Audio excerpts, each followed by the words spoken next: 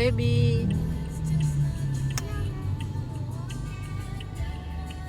What are you doing? Aba, nagko-cutex. Aga mag-cutex ah. Aga mo mag-cutex. Hindi ka pa nagsuklay, nagko-cutex ka na. Mas maghas.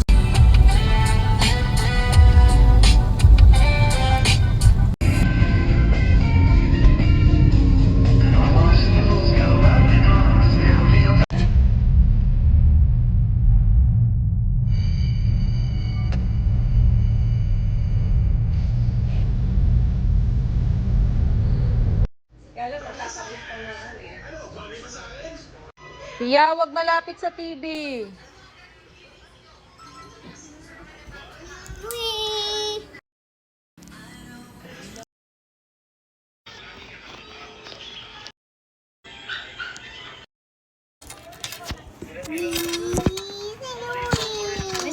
May TV naman? Di ma-video yan. Binibili. Ika. Hahaba toy. Opo, okay siya. Happy.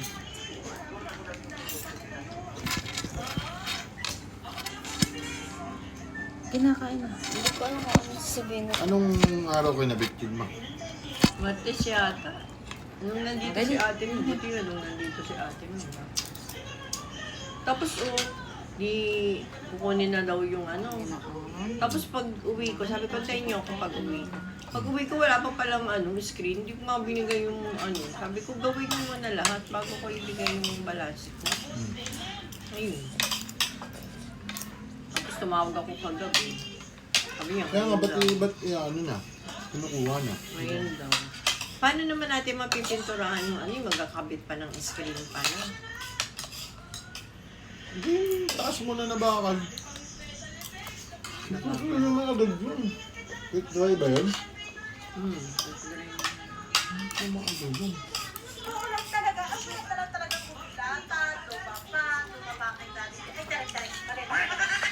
Eh, tignan natin kung susuwayin niya si ano.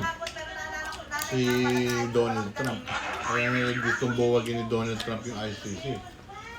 Oo nga. Kunyari, kaano rin yan ni Marcos eh. Ha? Kaya hindi mo... Anong kaano? plastic din yan eh. Maano din siya kay Marcos Si eh. Trump, ma. Ma, hindi susunod kay Marcos. Ba't siya susunod doon? Hindi siya sumusunod, pero yung paghuli sa sa The Hague, meron din siya. Hindi, ma. Kasi ang Iba din siya ICC, kumikilos. ang ICC ma, ano yun, ibang ano yun, kaya nga humihiwalay sila doon eh dahil Oo nga, pero hindi, tingnan mo, kung gugustuhin niyang si Duterte sa The Hague, di ginawa na niya. Nino. Ni Trump, hindi niya rin ginagawa kasi nag-aalanganin din siya kay Marcos. Kasi marami din silang dito sa Pilipinas. Hanggang president siya. Mukhang hindi nga sa bilib kay ano eh. Hindi Alam nga mo siya bakit? bilib, pero nakikipag-plastic. Hindi, alam mo bakit parang wala siyang kumbaga wala siyang hindi niya inaano si Marcos, hindi niya sinusunod, parang hindi niya pinapakisamahan. Naglagay pa nga ng additional na 12% taripa sa tax sa mga produktong Pilipino eh. Na dinadala sa Amerika eh. Para hindi supportahan yung mga produkto ng Pilipinas, minahala ng tax. Dali mo na yung electric fan doon, na nakabit ko ng electric fan. Papalipat ko nga yung TV sa iligit na yung hindi ko. Kaya mo. Kasi nandun sa bahay-balay na. Ba't mo mo di? Ay, di may pareho na dyan. Meron pa ba yun?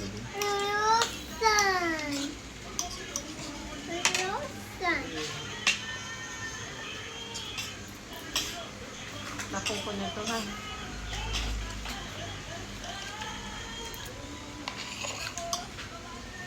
Bukas na, gabi na yung darating kasi walang pasok na.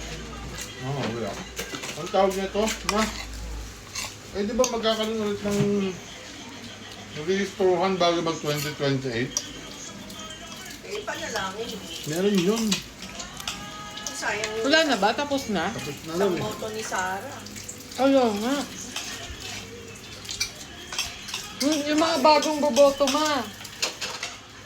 Diba 2028 yung mga mag-18 years old na Oo, kabataan? mag-ano pa Paano yun? yun? Magdaan pa yan. Diba? Nagpunto ka, ay, nag-ano na yan. Magkakaroon lagi. Next year yan, meron pa yan, no? Deadline lang.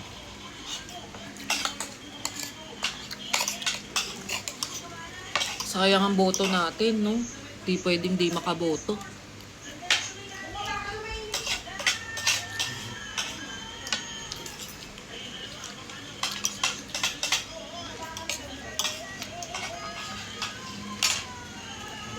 Boboto yung mga ano. Pati yung mga hibog tae. Yan sila sa Rizon Taberes. Ano? Hindi ko nga binoto yun eh. Ako ba't nanalo yan?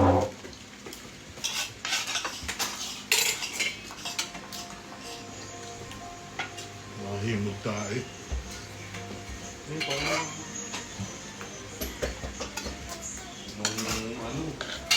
yung ano, anti-Marcos. Yung kandidato yun, yung mga kandidato sa Lenny, anti-Marcos. Yung Marcos, Marcos. Kaya, ganun na nga yun.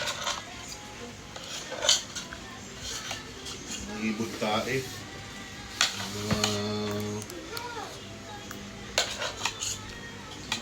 Nasusuhula naman pala. Bigyan ng maleta yun. Si Lenny, mayor sa ngayon na ba ng Nadar? Sinabihan kasi siya mag-invest ng malaki sa ano, sa Bicol. Ayun nga, may pitch dapat yan si Lenny. Yung panahon ni ano, Vice President. Simon, Panahon ano? ni Dong. Hindi ko nayagan yung Dong. Nga.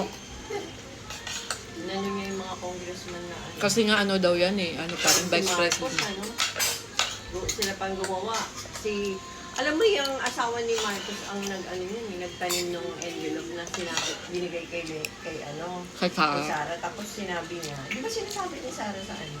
Sinabi mo, ipamigay ko yan na ano, confidential pa, ipamigay ko doon. Tapos ano ngayon na pinalabas mo? Ako ang nagsuhod yun. Sabi ni Sarah. Parang ito, magbabanta ka talaga. Pero hindi lang pagbabanta yung sinabi niya. Pag lang siya pinatay. Baby ah. Kung hindi sila mga tanga. Tapos, inanuhan mo, wala naman palang ano, mapakitang ebidensya. Tanga-tanga yun. Sabi nung ano, sabi nung taga NBI, Diba? ano daw, hindi na daw mahalaga kung sino yun Oo, tong, hearsay lang yung sinasabi niya. Kaya nga, inano siya nung abogadong bata eh. No, nangyari siya, natameme siya ma, di ba lunuklaway na lang siya. Papawisan siya eh. Eh paano, si Marcos ang naglagay sa kanya doon sa NBI.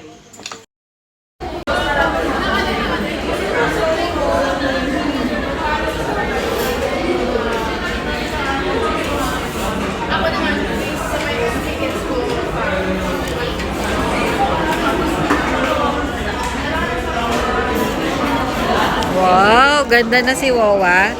Pretty na. Kaya nga man, sakit sa ulo.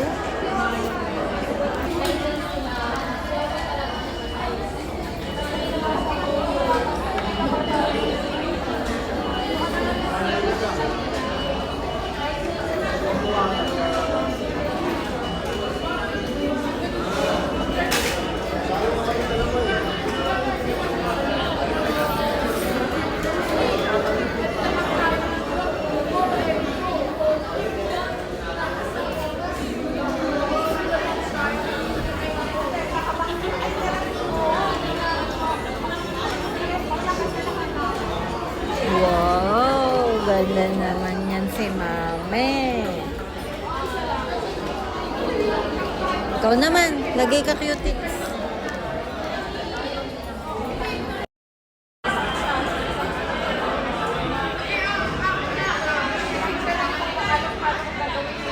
Wow, galing mag-cutics ah. Serious ah. Ubus yan?